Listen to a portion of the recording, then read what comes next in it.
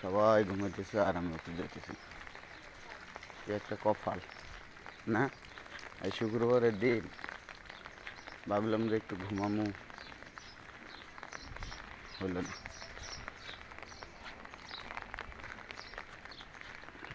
কি জীবন অদ্ভুত আমাদের, যে কিছু চাইলেও পাওয়া যায় না।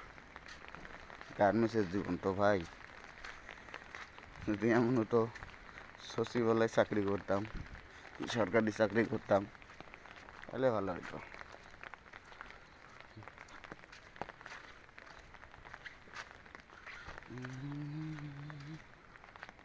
দেখেন পুরো রোড ফাঁকা, কেউ নেই।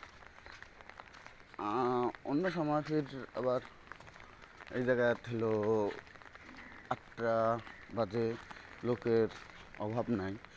মানে মোট কথা 7টার থেকে শুরু হয়, এই রোডটার মধ্যে মানুষ ভরা অল টাইম।